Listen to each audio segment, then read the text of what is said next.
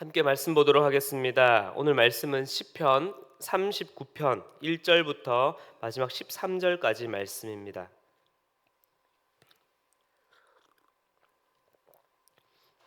시편 39편 1절부터 마지막 절까지 제가 봉독하도록 하겠습니다.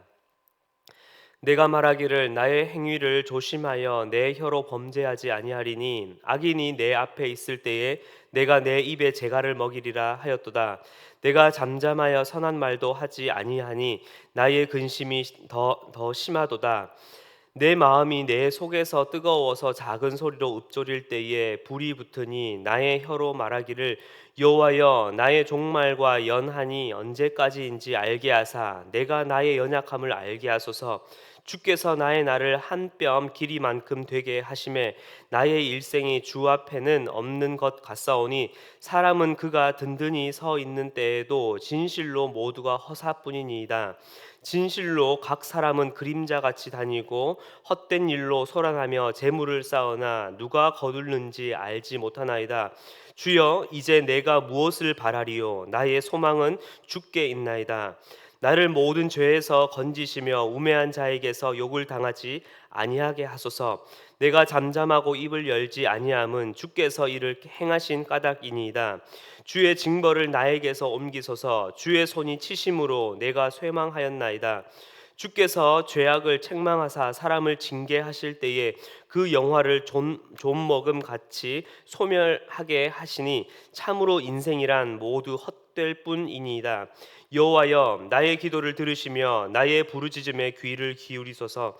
내가 눈물 흘릴 때에 잠잠하지 마옵소서. 나는 주와 함께 있는 나그네이며 나의 모든 조상들처럼 떠도나이다. 주는 나를 용서하사 내가 떠나 없어지기 전에 나의 건강을 회복시키소서. 아멘. 요 근래 우리 교육자님 분들과 함께 근처에 이제 작은 공원의 동산에 오르게 되었습니다. 한 10분, 15분만 걸어 올라가게 되면은 그 주위에 온 도시가 한눈에 들어오는 광경이 보이게 됩니다. 그래서 그 정상 위에 서게 되면은 온 도시가, 온 사회가 마치 내 손바닥, 내 손 한 뼘 안에 다 들어오는 것처럼 보이고 마치 내가 이 세상의 중심에 가장 높은 자리에 올라가는 것처럼 느껴지게 됩니다. 그런데 내가 가장 위에 가장 높은 곳에 있을 것이라 생각은 하지만 가만히 생각해 보면 내 머리 위에 지나가고 있는 이 비행기에서 만약 이 산 위에 산 정상 위에 서 있는 나를 바라본다면 그 사람들 눈에는 나는 또 그 개미보다 더 작은 더 미미한 존재로 보일 것입니다. 그렇다면 인간의 인생 많으면 80년, 더 길게는 100년의 인생이 영원하신 그 하나님 앞에 영원하신 하나님에 비해서는 얼마나 미미하며 연약한 존재로 보일까요? 그런데 우리는 그렇게 하나님 앞에서 하루살이 같은 존재임에도 불구하고 마치 조금만 너가 높은 산에 올라가 있는 거라 하면, 그리고 내가 조금만 더 높은 곳에 있는다 생각하면 마치 내가 대단한 것처럼 그렇게 교만하게 이야기를 하며 교만하게 말을 뱉으며 우리는 그렇게 살아가는 인생입니다. 그렇게 우리 인간은 조금만 높은 곳에 올라가면 교만해지는 그렇게 어리석은 존재들입니다. 오늘 시인도 마치 자신도 산 위의 선자처럼 느끼며 마치 할 말은 많지만 하지 않는 침묵이 마치 덕인 것처럼 침묵을 보여주지만 이내 하나님 앞에서 자신의 초라함과 연약함을 발견하면서 이내 교만의 침묵이 아니라 이제는 앞선 침묵과 다른 겸손의 침묵을 보여주게 됩니다. 그래서 본문 1절에서 등장하고 있는 침묵과 그리고 9절에서 등장하는 이 침묵의 모습은 같은 침묵의 모습을 보여주지만 전혀 다른 그 신앙과 시인의 마음가짐을 보여주고 있습니다. 지금 시인이 겪고 있는 이 상황은 우리가 자세히 어떠한 상황인지는 다 알 수 없으나 악인들의 범죄와 그들의 횡포 가운데에 그 잘못을 마주 대하고 있는 상황입니다. 또 이에 자신의 어떠한 억울함과 부당함을 겪고 있는 상황이기도 하고요. 그렇기 때문에 어떠한 자신의 무죄함, 자신의 부당함을 토로하거나 자신의 억울함을 이야기해서 바른 정의가 무엇인지, 또한 내가 말하고자 하는 의가 무엇인지 그들 앞에서 당당히 이야기할 수도 있을 것입니다. 그런데 시인은 혹여나 그 악인들에게 자신이 이것이 내 정의입니다, 내 선입니다라고 이야기를 뱉었을 때 그것이 왜곡되어져서 다시 자신에게 악으로 돌아올 수 있기에 비록 할 말은 많지만 하지 않고 단호하게 자신의 입에 재갈을 물리며 침묵의 자세를 취하게 됩니다. 소위 젊은이들이 많이 쓰는 이 신조어인 할만하안, 할 말은 많지만 하지 않는다라는 자세를 취한 것이죠. 그러나 자신이 이 어려운 상황을 겪고 있는데, 자신이 이 부당함을 당하고 있고 억울한 상황을 당하고 있는데 어찌 할 말을 하지 않고 있겠습니까? 그렇게 묵묵하게 입을 닫고 참으려고 하니까 어떠할까요? 속에서 분노가 치밀어 오르는 거예요. 열불이 터지는 것이죠. 그렇게 분노가 막 끓어오르는 모습 가운데 있는데, 그렇다면 여기서 이 시인이 드러내고 있는, 그가 가지고 있는 이 분노는 무엇입니까? 자신이 뜻하고 생각한 것과 전혀 다른 결과를 마주하게 되고, 또 그 결과가 내 성에 차지 않기 때문에, 또 자신이 그렇게 울분을 삼키며 침묵을 강행했음에도 불구하고 자신의 의도와는 전혀 다른, 오히려 더 안 좋고 더 악한 상황을 맞이하게 되니, 그러니 시인 안에는 무엇이 차는 거예요? 분노가 치밀어 오는 거예요. 화가 치밀어 오는 거죠. 짜증과 감정이 막 폭발해 올라오는 것이죠. 결국 이러한 시인이 분노 가운데 침묵하는 것은 무엇을 의미하고 있습니까? 이 침묵은 하나님의 뜻을 기다리며 잠잠히 거하는 그러한 기다림의 침묵이 아니라, 인생의 주관자 되시는 하나님보다 자신의 생각과 자신의 신념에 더 집중을 하고 있고, 그것을 하나님의 일하심보다 더 앞서 나가려 했던 교만의 모습을 보여주고 있는 것입니다. 그렇게 그것이 자신의 안에서 잘 되어지지 않으니 무엇으로? 분노로 표출이 되고 있는 것이죠.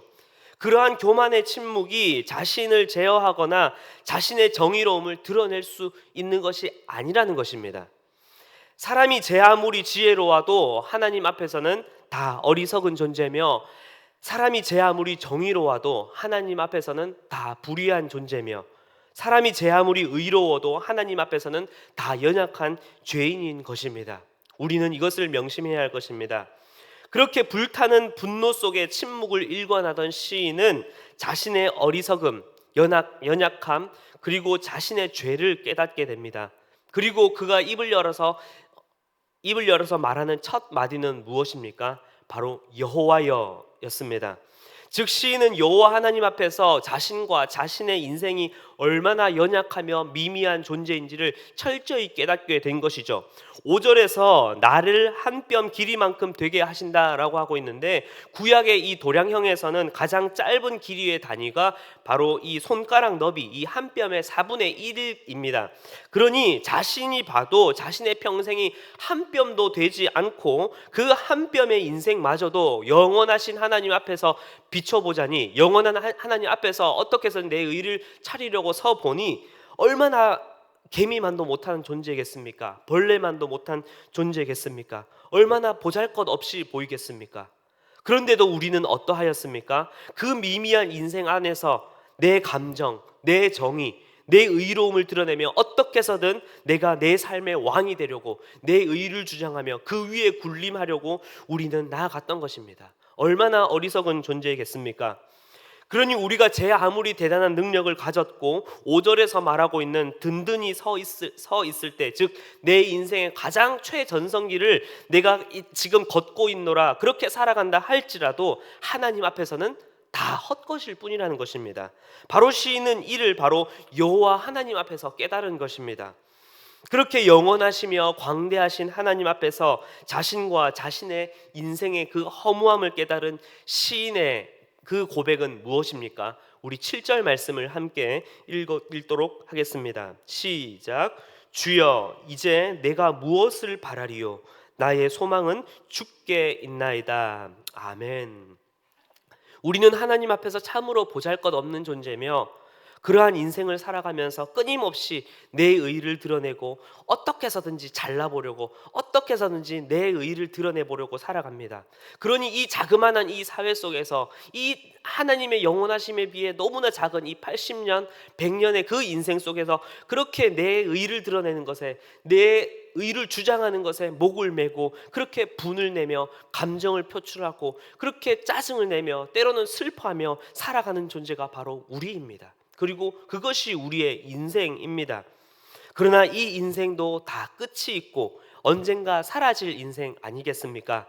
잠시 잠깐의 이 인생에 아무런 소망이 없다면 무엇이 우리의 진정한 소망이 될까요? 바로 우리에게 약속하신 영원한 그 하나님 나라가 우리의 진정한 소망이 되어야 할 것입니다. 그리고 그 하나님께서 우리를 그 영원한 나라로 부르시며 그 길을 열어 보여주신 바로 예수 그리스도, 그 이름이, 그분이 바로 우리의 인생의 궁극적인 초점, 궁극적인 목적이 되어야 할 것입니다.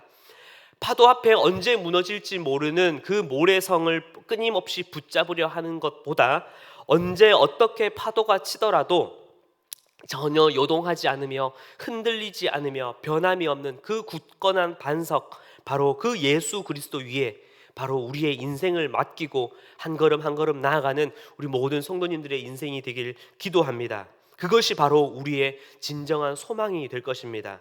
이제 이것을 깨달은 시인은 두 번째 침묵을 이어갑니다. 이것은 앞선 1절에서 나왔던 첫 번째 침묵, 할 말은 많지만 하지 않는, 그렇게 꾹꾹 참고 분노를 삭히는 침묵이 아니라 이제 그 주님의 그 섭리와 일하심을 깊이 묵상하며 신뢰함으로 잠잠히 나아가는 겸손의 침묵입니다.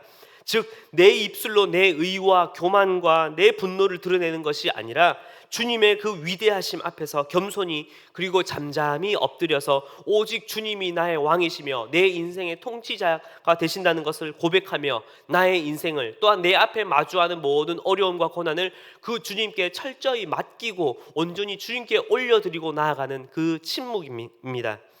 그리고 비록 내가 살아가는 그 인생이 나의 죄와 분노로 가득하지만 그것에 내 소망을 두고 내 목숨을 거는 것이 아니라 그 모든 것들은 다 누구께요? 온전히 주께서 판단하시도록 맡기고 이제는 나는 나그네 된 인생, 그저 하루 왔다가 사라지는 그 인생으로 온전히 주님의 그 도우심과 은혜 없이는 나는 단 하루도 살 수 없는 존재임을 고백하며 바로 진정한 소망 되신 그 주님께 맡기고 시인은 발걸음을 옮기며 살아가게 됩니다.